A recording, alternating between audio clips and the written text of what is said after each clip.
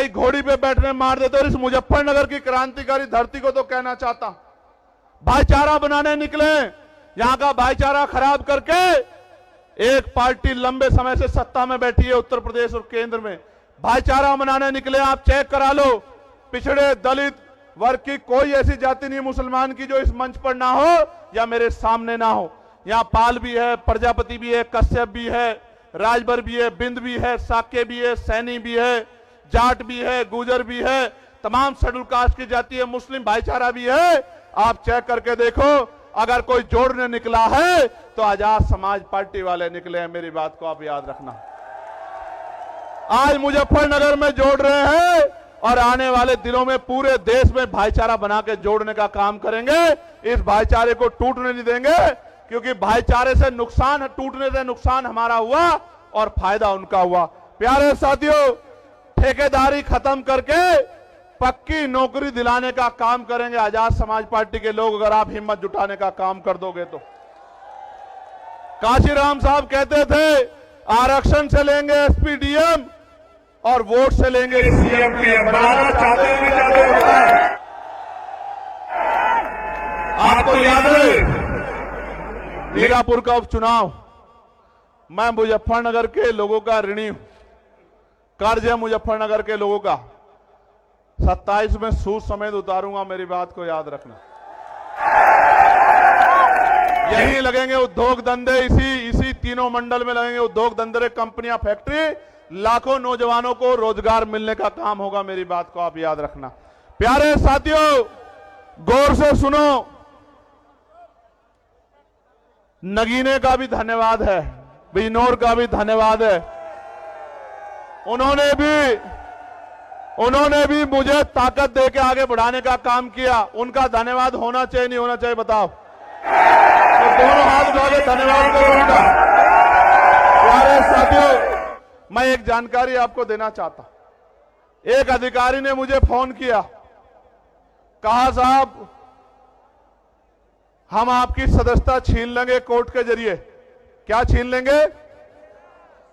मैंने उनसे कहा भाई ये सदस्यता आपकी दिलाई भी नहीं है, ये मेरे लोगों ने मुझे दी। अगर वो कह देंगे तो एक नहीं 1000 बार छोड़ दूंगा। वो आप आज कह दो कि भैया ये काम मत करो, घर बैठ जाओ, तो वचन दे कहता हूं कि वापस नहीं आऊंगा, घर जाके बैठ जाऊंगा। अगर आप आज कह दोगे, आप आज कह दो कि भैया लड़ना बंद कर दो, लेकिन इनके कहे से सदस्यता छोड़ने वाला नहीं हूं। एक चंद्रशेखर को रोकने की कोशिश करोगे, विधानसभा में 203 चंद्रशेखर बना के भेजेंगे उत्तर प्रदेश में हम लोग, याद रखना। आपको याद है ना मैंने नारा क्या दिया है? गांव गांव चलो, पांव पांव चलो, चलो बूथ की ओर, चलो डोर टू डोर। आप यहां आए हो, लेके क्या जा रहे हो? यहां से घर जाओगे तो चैन से मत बैठना, कोई मीडिया ना दिखाए, फर्क मत करना, अपने आप घर से निकलना, रोजाना 1 घंटा काम करना। इस बात के लिए काम करना कि जब राजकाज बनेगा तो मेरी किसी बहन बेटी पे अन्याय अत्याचार कोई गुंडा नहीं कर पाएगा, हमारी ताकत बनेगी। इसलिए करना हम आंदोलन करने नहीं निकलेंगे, और निकलेंगे तो हमारे खून से होली नहीं खेल पाएगा, हम पे कोई गोली नहीं चला पाएगा। इसलिए करना कि बाबा साहब अंबेडकर के अधूरे सपने को पूरा करना है। इसलिए करना काशीराम साहब के पूरे जीवन संघर्ष को पूरा करना है। और अगर आप नहीं करोगे तो कौन करेगा? मुझे भी बता दो, कोई और करेगा क्या? दोनों हाथ उठा के बताओ जो लोग मदद करके काम करेंगे। आज इस महारैली में ये जो जन सैलाब आया है, ये इस बात का सबूत है कि अभी देश में बहुजन समाज के लोग जिंदा है, और जो भाव के साथ नहीं बैठे, क्योंकि बहाव के साथ लाशें बहती हैं।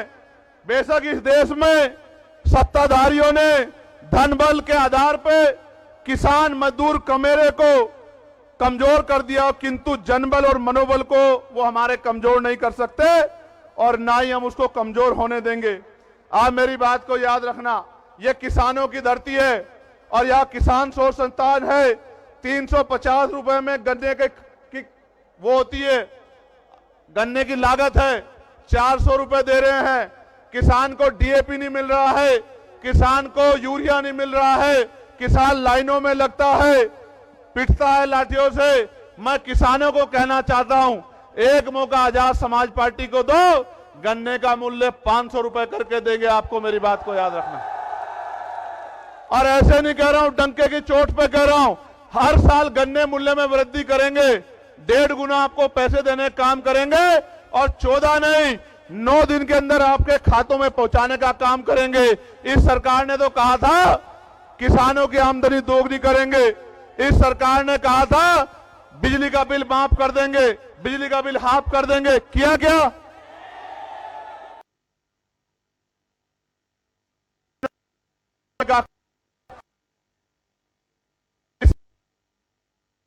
उत्तर प्रदेश के लोग मेरठ हाईकोर्ट एडवोकेट होना चाहिए। आज काज बनेगा मेरठ में जो हाई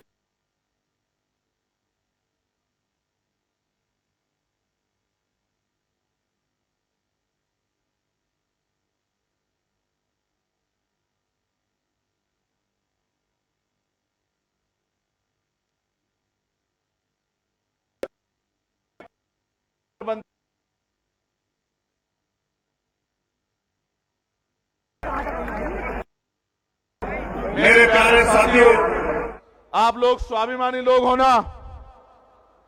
स्वाभिमानी लोग हो या नहीं हो बताओ? तो मेरी इस बात को गांठ बांध के जाना कि यहां से जाके सोना मत, चैन से मत बैठना, क्योंकि अगर आप गुलामी को एहसास नहीं कर रहे हो तो आप में और मरे हुए में कोई फर्क नहीं है मेरे लोगों। आज भी अच्छी रोटी कपड़ा मकान नहीं मिल रहा है, सम्मान नहीं मिल रहा है, आज भी अच्छे घर नहीं है, अच्छी पढ़ाई नहीं है, अच्छा रोजगार नहीं है, अच्छी चिकित्सा सेवाएं नहीं है। क्यों? 75 साल से कांग्रेस भाजपा के लोगों ने किया क्या है? सिर्फ वोट के आधार पर कुर्सी बैठने के अलावा क्या किया है? उनको मेरे लोगों का दर्द क्यों नहीं दिखाई देता? उनको हमारे घरों में बुलडोजर क्यों नहीं दिखाई देता?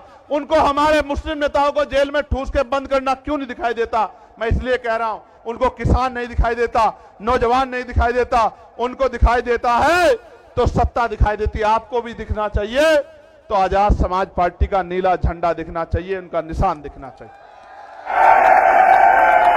दोबारा पूछो, स्वाभिमानी लोग हो ना? स्वाभिमानी लोग हाथ तो नहीं फैलाते? तो भीख मांगना बंद करो, सरकार से सत्ता का प्रबंध करो। मांगने वाले हाथ मत रखो, सत्ता बना के देने वाले बनो। आज जिनसे सड़क रोजगार मांग रहे हो, कल सत्ता बना के रोजगार देने का काम करो, लोगों के आंसू पूछने का काम करो। आप यहां इतनी बड़ी संख्या में आए, आज आपने मेरी हिम्मत बढ़ाई। मैं आपको विश्वास दिलाता हूं इस संविधान की शपथ लेके कि जब तक मेरे शरीर में लहू का आखिरी कतरा है, एक कदम पीछे नहीं हटेगा चंद्रशेखर, इस बात को याद रखना। फिर कह रहा हूं, हापुड़ के लोगों का धन्यवाद देता हूं, बुलंदशहर के लोगों का धन्यवाद देता हूं, गौतम बुद्ध नगर गाजियाबाद का धन्यवाद देता हूं, बागपत मेरठ का धन्यवाद देता हूं, अमरोहा का, संभल का, मुरादाबाद का धन्यवाद देता हूं, बिजनौर के लोगों का धन्यवाद देता हूं, सहारनपुर शामली के लोगों का धन्यवाद देता हूं, और सबसे ज्यादा धन्यवाद मुजफ्फरनगर के लोगों का देता हूं। मेरी बात और आज धन्यवाद दे रहा हूं, कल कलम से आपकी ताकत और आपके सम्मान को मजबूत करने का काम करूंगा। मदद करोगे नहीं करोगे बताओ? ऐसे उठाओ दोनों और मुट्ठी बंद करो। मैं जिन हमारे जिले की टीम का, विधानसभा की टीम का, प्रदेश की टीम का, मंडल की टीम का, जिन्होंने इतना अच्छा कार्यक्रम कराया, मैं उनका बहुत बहुत धन्यवाद देता हूं। कल अखबार पढ़ना, आपकी खबर इतनी सी होगी और आपके विरोध में अगर 20 लोग कहीं खड़े होंगे तो उनकी खबर इतनी बड़ी होगी। क्यों? क्योंकि आपकी बढ़ती ताकत से सबके पैर उखड़े हुए हैं। मेरी बात को आप याद रखना। इसलिए मैं आपको बार बार कहता हूं, इधर उधर मत ध्यान देना, अपने लक्ष्य पर ध्यान देना। सबका इलाज ये जो बाबा जी घूम रहे थे ना, अभी कह रहे थे हिंदू राष्ट्र बनाना है, और कह रहे थे हम तो भविष्य देख लेते हैं। वो कहते नहीं कहते हम तो भविष्य देख लेते हैं। उनके यहां रहते दिल्ली में आतंकवादियों ने बम ब्लास्ट कर दिया, बाबा को खबर नहीं हुई। समझो मेरी बात को, समझो मेरी बात को, समझो क्या कह रहा हूं, समझो, जिम्मेदारी से समझो। आज वो हिंदू राष्ट्र बनाने की बात कर रहे हैं, संविधान को कुचल के। कल अगर चंद्रशेखर आजाद बहुजन राष्ट्र बनाने के लिए निकल गया 85% लोगों को लेके ना, फिर देख लेना क्या होगा। अगर ऐसे चलाना चाहते हो संविधान के विरोध में तो देख लेना। संविधान के साथ चलो, आप अपने धर्म को मानो, आप अपने धर्म को मानो, आप अपने, किसी के धर्म से कोई बैर नहीं, लेकिन अगर संविधान के खिलाफ कोई जाएगा तो मुकाबला पूरी जिम्मेदारी से होगा, याद रखना मेरी बात को। बहुत बहुत धन्यवाद।